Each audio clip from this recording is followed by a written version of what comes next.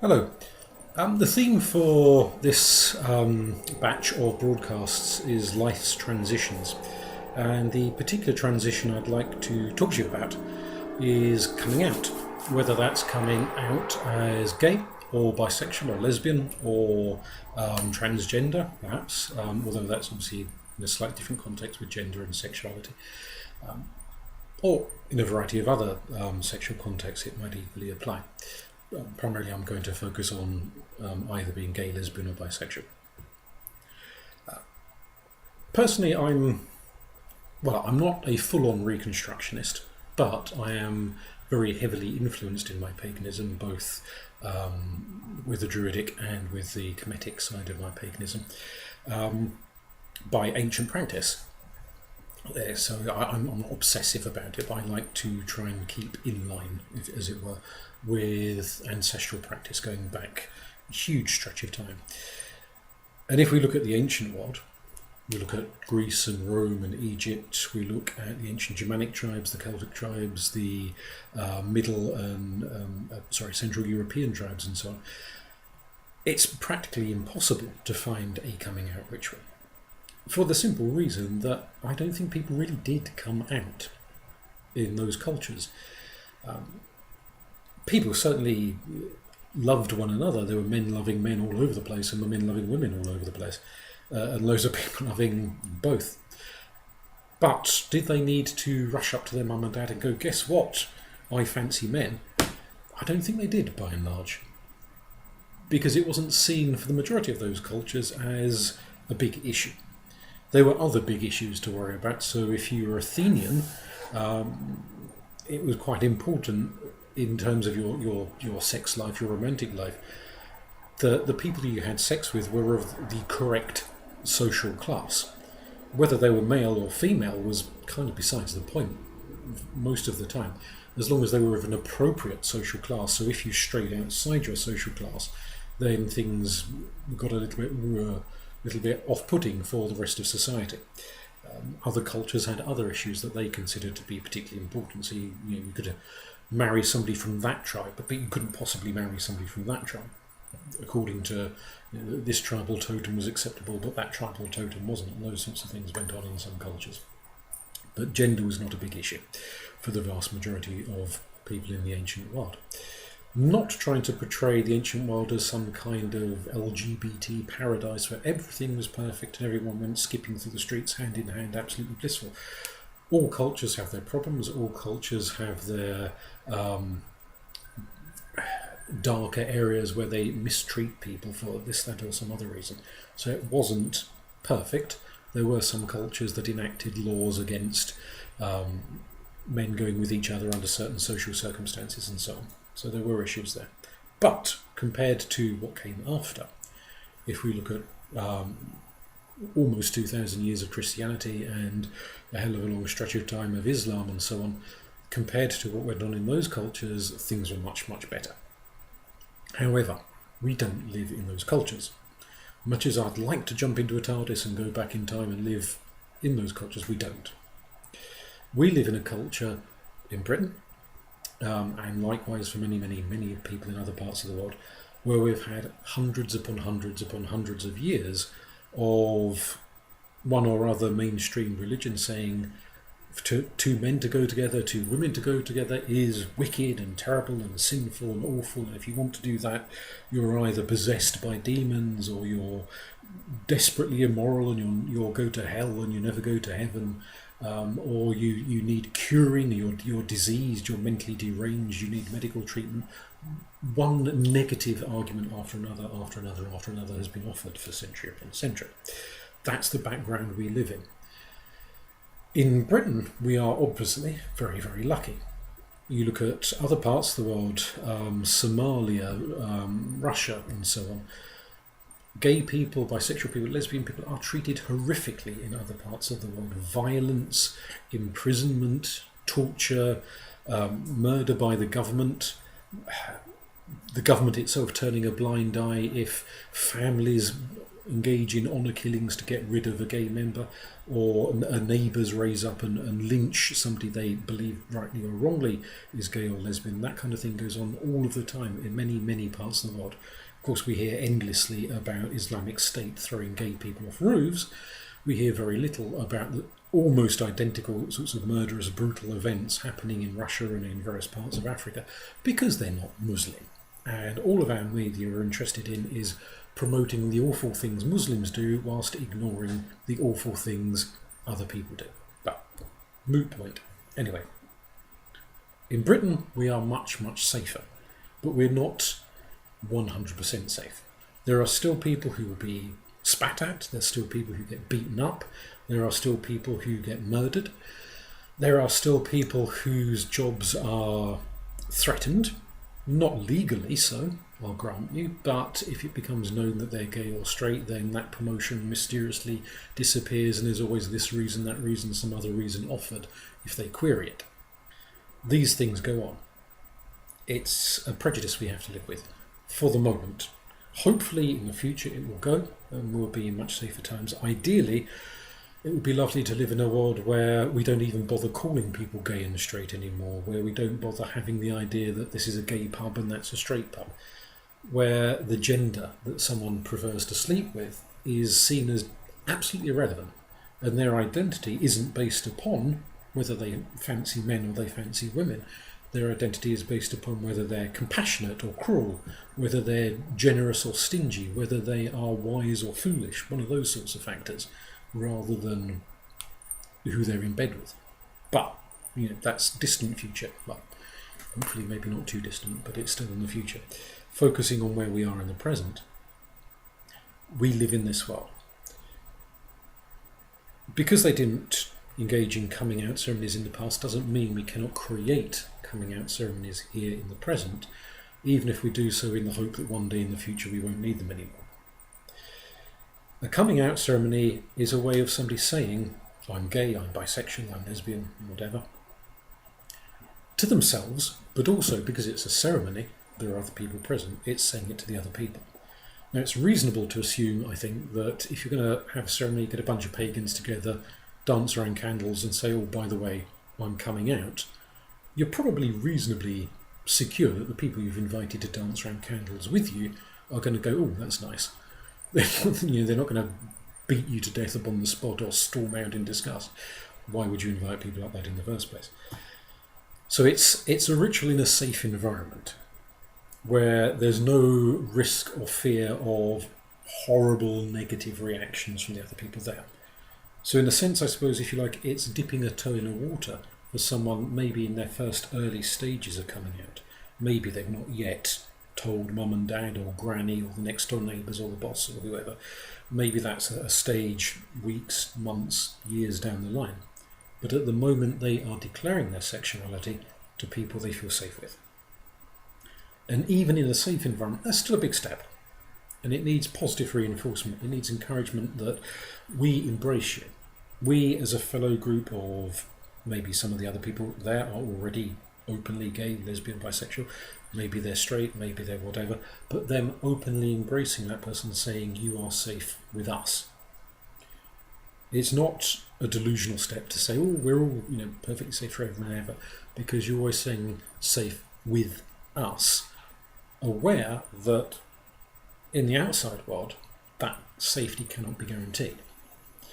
It has to be fought for, it has to be achieved, it has to be attained, it has to be, once you've got it, defended, because there are no end of politicians and imams and bishops and preachers of one shade or another who are desperate to get those laws, those protections removed, so they can go back to what they consider the good old days, which some of us consider the really, really bad old days. Having said that, the ritual is that first, or at least early safe space, that early safe affirmation. A ritual, of course, isn't just between humans. Unless you are an atheist pagan, in which case you'll view things differently, but for a polytheist or a pantheist or duotheist pagan, whatever else, there is a realm of spirits. of other beings, of ancestors who may be present at that ritual to acknowledge who you are. And of course, some of your ancestors, whether you know it or not, some of them may well have been gay or lesbian, bisexual as well. So maybe great uncle Fred, or whoever he is, who died a bachelor perhaps, and everyone thought he was a little bit strange but didn't say anything because that was the way the world was at the time. His soul, his spark in the afterlife may be there to witness a distant relative achieving something he only ever dreamed about in his lifetime. So that's something to bear in mind. Beyond the spirits of the deceased, there are elemental spirits, there are gods, there are goddesses, there are deities, and who you choose to invite into your sacred space is up to you. It will depend upon the cultural background of the type of paganism you're practicing, whether you're a heathen or a Wiccan or a Hellenic or a Kemetic or whatever. But practically every pantheon has deities associated with it who were either openly in relationships with people of the same gender, or who can be regarded as fluid in some capacity, perhaps from a modern perspective, but nonetheless who would provide a positive, supportive environment for individuals taking part in that sort of a ceremony. For example, in Taoism, there is a deity Tu Shen, the little rabbit god, who is seen as a particular protector and guardian of gay men.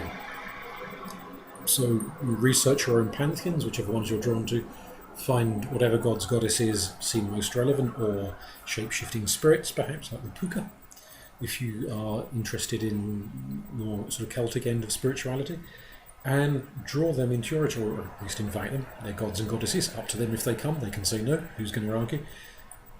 But so that they are there as part of the embracing, of the part of the creating of a safe space. It's not just that woodland glade or that spare bedroom converted to a temple, that geographic safe space, but the spiritual, the mental, the emotional safe space in which you exist, not just whilst the candles are burning, but as you leave and take it with you, because you're creating a safe space around you.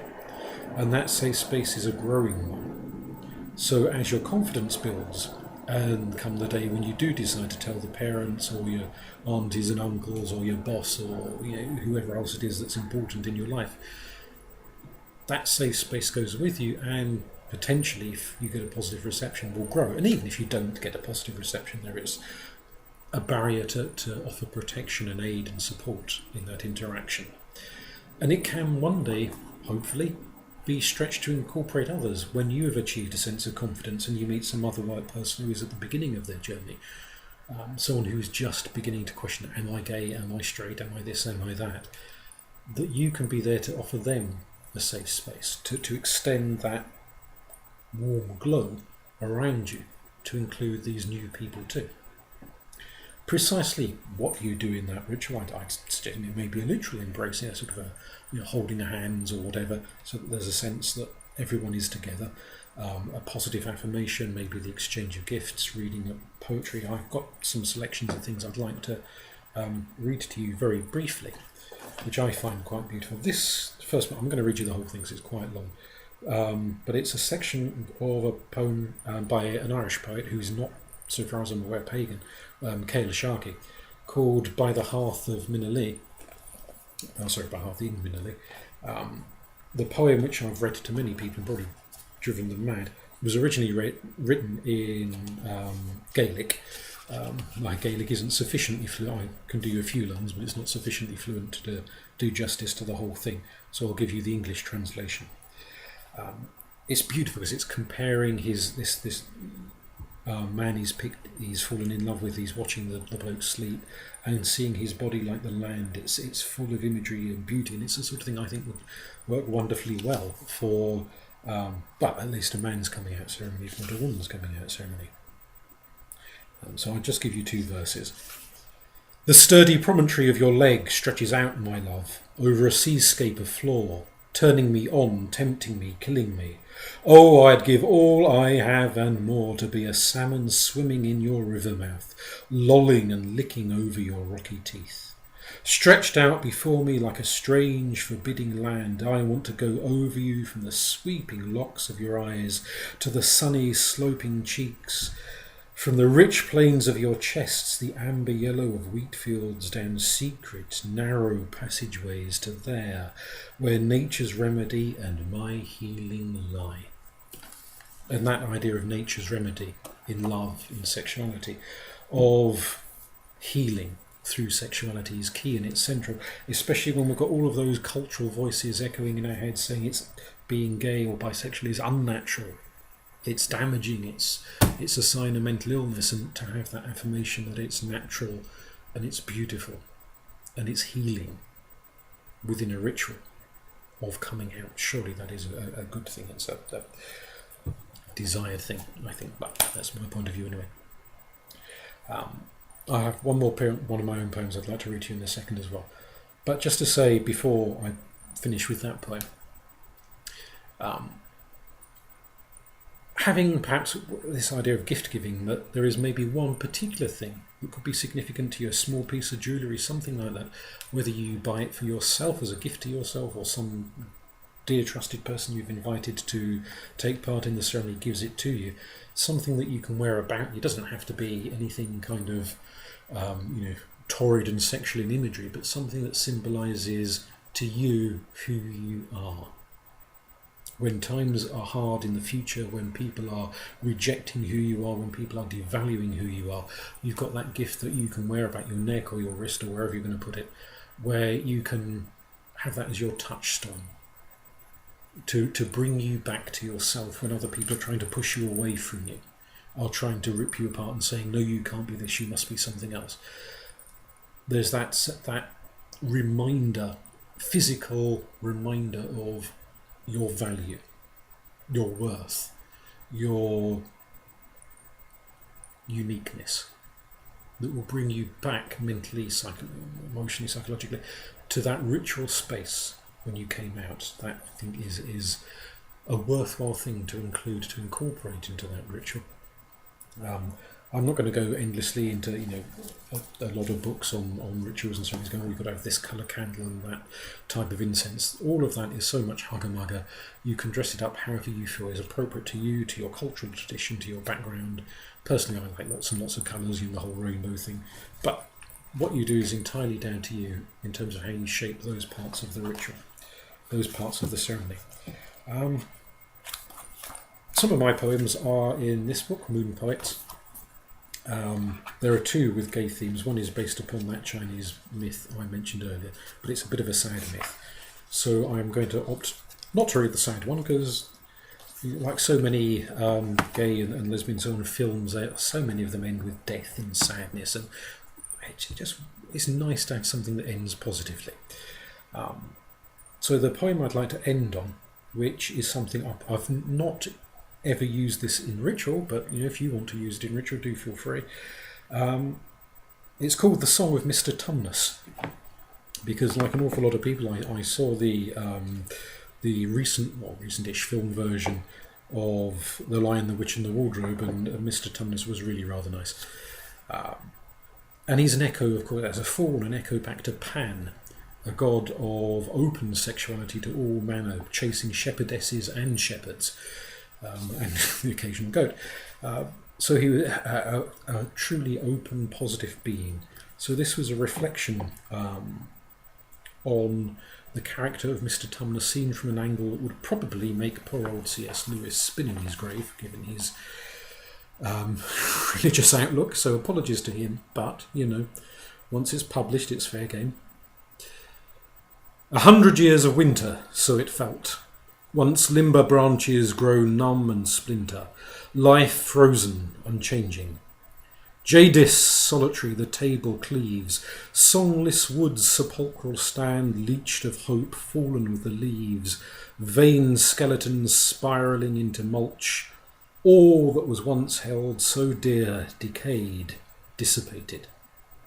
We few survivors, tired with fear, would Aslan's roar echo promise throughout the world. No lion's thunder stirred me. It was your greeting that unfurled, softly spoken, shivering up my spine, dissolving a century of snow, letting our songs entwine.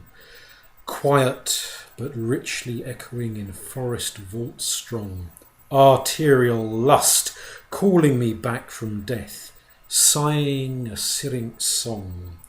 No lions panting, but your breath upon my nape melted the gorgons in different gaze and granted our escape. Warmth flowed to your touch, colour blossoming. I took your hand and we danced up the spring. Sometimes you leading, sometimes I, trampling the winter's sting, the lion heat of summer. Cannot come till first Tumnus tumescent quenches his forgotten thirst. Goat boy you called me, and so I am. No son of Adam I, but a child of Pan. I tell a different story, neglected by the spawn of man. Thank you.